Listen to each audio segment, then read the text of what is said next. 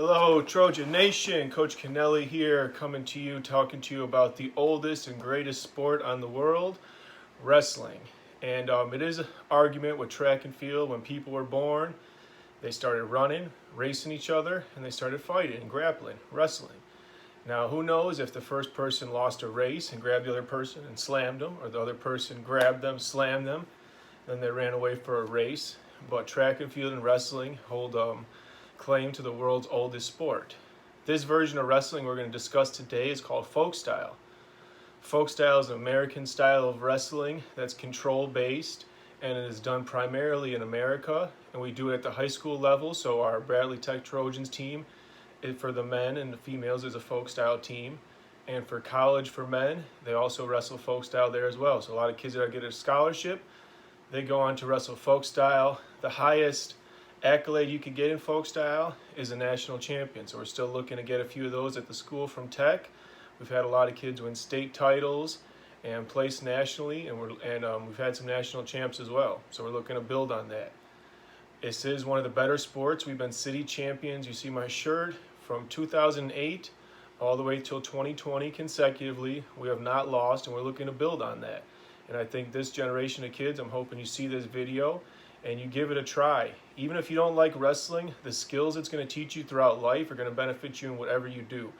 I'm there. If you want to be a great wrestler, I'll make you a great wrestler. But my main goal throughout teaching the sport is I use the sport as a tool to teach life skills and make you a better person. So you're going to learn how to deal with adversity, because somebody's going to put your head down. You're going to have to figure out how to get your head back up. Something bad's going to happen. You're going to have to learn how to take a loss and bounce back. Something good's going to happen. You're going to get some wins. You're going to see how to be a positive winner. You're going to get more confidence. And there's a lot of things that are built through this combative sports of wrestling and other martial arts that I think you can get in other sports, but sometimes it's a little rare and it's harder. Where in wrestling, behind me, each match starts out in what's called the neutral position, two people on their feet. So I put my foot on this line. I'll get into my wrestling stance prepared to go. The other person will put their foot on this line in their wrestling stance prepared to go. We shake hands and the fight begins. If you like other languages, in Russian it translates to carpet struggle. So it's two people trying to put the other on their back, pin them there for a count of 1, 2, 3. You pin, you win. That's ultimate victory. It's considered like a knockout or a tap out in fighting. No matter what the score is, the match is over with. Other ways you can score. You can get points. And I'll show you in another video what the points are and how they score. Where you take the person down, that's a good thing. You get away from somebody, that's a good thing. Or you turn them to your back, you get points for that. If there's no pin in the match can end in a point victory. And you can win by points. You can also win by a technical superiority, which is if you're up by 15 points or more. So that's like a blowout rule. You're really beating up the person. We don't want to watch somebody get beat up for 6 minutes. You've put up 15 points on them. You've accomplished your goal. You show us you are better than that person today, and then you win that match. And now with that, talk about adversity from losses. Just because you're better than somebody today doesn't mean you'll be better than them tomorrow. I started wrestling in 2nd grade. I coach a lot of kids that start in kindergarten or younger. Most kids that wrestle at Tech start freshman year.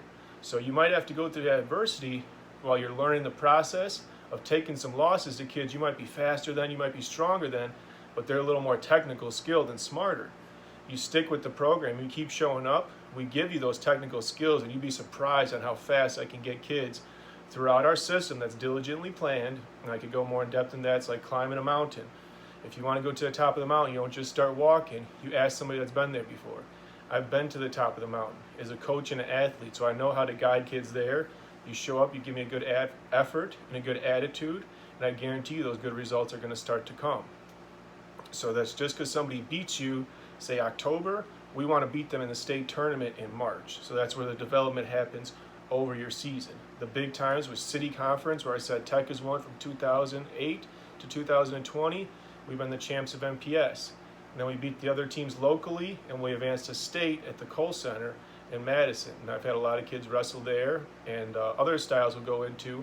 We do overnight trip to Wisconsin Dells, go through the water parks, and the freestyle and Greco state is there. So there's lots of opportunities. You do good at state, you go to the national level. So when you start out, you just wrestle around Milwaukee. I see you start winning, you go to the suburbs. You beat the suburban kids, so I take you out of state. You go out of state, then we put you on the world team, which we have had kids in our school travel internationally as part of the world team. So a little more about wrestling.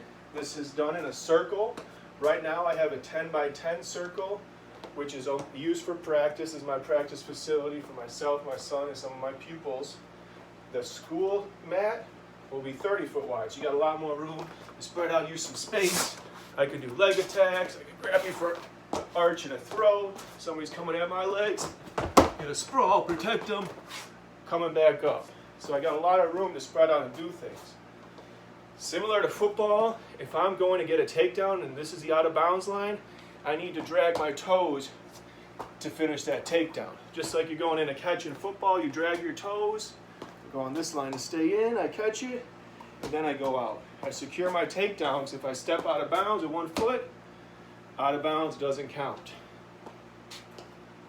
An example of a takedown, look at my dummy. He's on the line, I'm on the line.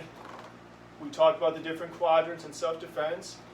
So first I'll do just a quick head and arm, grab him here, bring the person down. From here, that's a takedown 2 secured. I want to hold this person to the mat. So pushing both their shoulders down. We talked about pressure, 1, 2, 3, tap the mat and get up.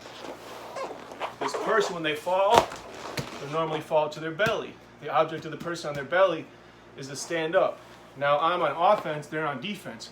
So I'm trying to do some moves, get the person back to their back. They're trying to push out and stand up.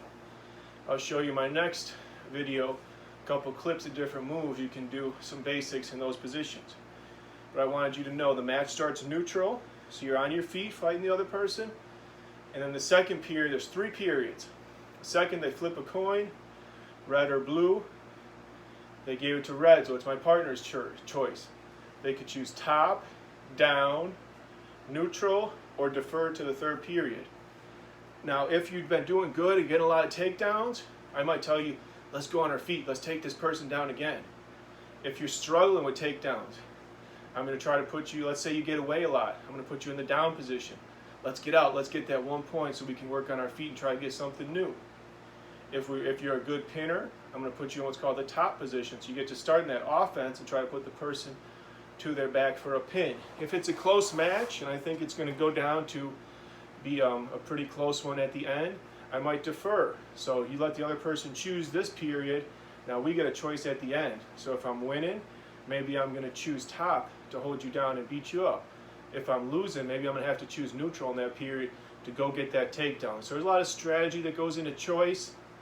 What at tech happens, the referee flips the coin, you look in your corner, and Kennelly, what should I do? I'll tell you the choice. Once I get to know you over a few years, I may say, what do you want to do, top or bottom? And you get that choice, because I don't only want you kids to look at me to get all the answers like I'm Johnny on the spot. One of the biggest things you're going to develop is problem solving skills. So when something's going on, you don't have to look at coach, hey, what should I do?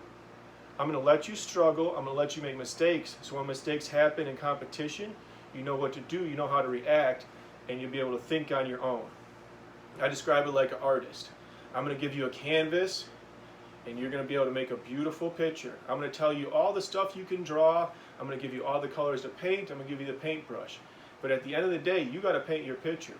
Your picture might not look like mine, which might not look like your teammates, and that's okay. That's why it's called a martial art. Everybody does it a little differently. Everybody finds something of value to themselves. The good thing about this is we compete by weight classes. The weight classes, the smallest one is 100 pounds, and the biggest one is 285.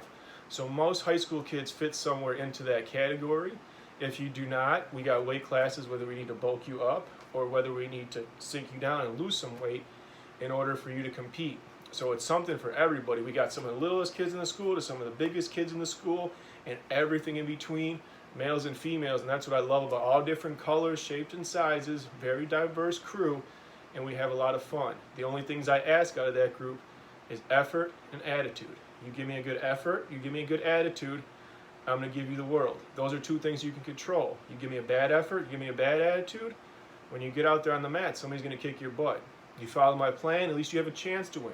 I can't guarantee you to win, because that's something we can't control. But I can guarantee you can fall in love with the process, and you're going to start attacking some of your goals, which is going to help you to win later on down the line. Or if you come in with some skills, it might happen fast. I've had some naturals as well, so I'm not saying adversity has to happen, but there is always somewhere. Like we said, we could travel the world. Those Russians are very good in wrestling. If you come to be the cream of the crop, you rise to the top, I'll bring you over to Russia, and we'll see if we can make it do what it do. So those are some of the basics about wrestling. Those are some things you can get about it. It is a team and individual sport. We compete as a tech team. I told you tech wins the championship. So there's 14 weight classes. The smallest is 106, 113, 120, 126, 132, 38, 145, 152, 160, 170, 182, 195, 220, 285. So depending on your weight, you're somewhere in there. If you want to make the varsity team, it's not like other sports. The coach doesn't pick. If you come in, you weigh 138, and you say, Coach, I could beat your varsity 138. You get a chance to, we call it a wrestle off. You get to wrestle a match simulation in the practice room. If you beat that person, congrats, you're varsity. If you lose, then you start out the JV and freshman team and you work your way up. Or you go to a different weight. I couldn't beat the kid at 138, so I'm going to lose some pounds and go down to 132 because I'm really close. Or I'm going to lift some weights, gain some muscle, go up to 145, and I'm going to challenge that person. So you start to figure out where you're at in the pecking order, and you get to determine your skills. It's not like in football or basketball where you might think you're the best, but the coach don't put you in because y'all don't have that type of relationship. It's something that you can tangibly control. That's what I always liked about wrestling. If I win, it's on me. If I lose, it's on me. I can't blame my teammates for not giving me the ball. I can't blame nobody else. You got to look in the mirror, be accountable, and you need to you either get all the glory or you get all the pain. So that's the good or the bad thing about it. It's individual as well, because when you compete, it's only one-on-one. So you could be on a bad team. I coached a kid from Rufus King. He was one of the best wrestlers in the state. His team was one of the worst.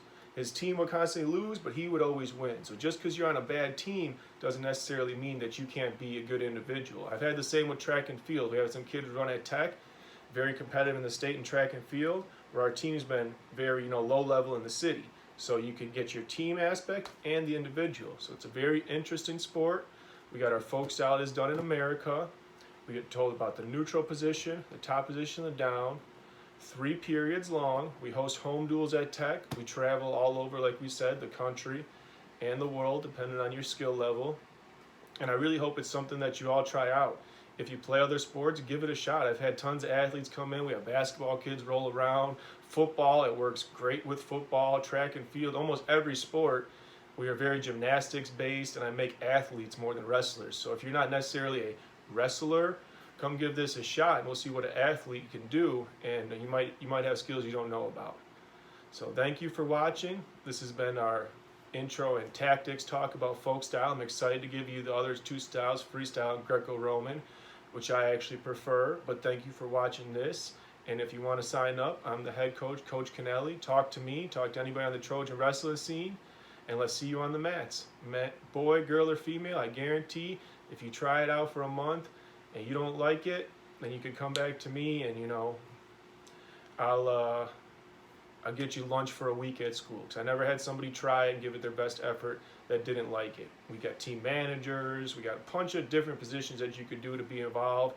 And I just want to, my goal is to expose this sport to the most kids and use this sport as my tool to teach life skills. So I get you a little bit in the classroom. With the sport, I'm going to get to see you every day. So that's valuable time. I have workouts going on right now on Sundays at Pure View. So you see this, you're pumped up, you're ready. Let's go get it this Sunday. Thank you for watching. As always, it's going to be peace and much love to you.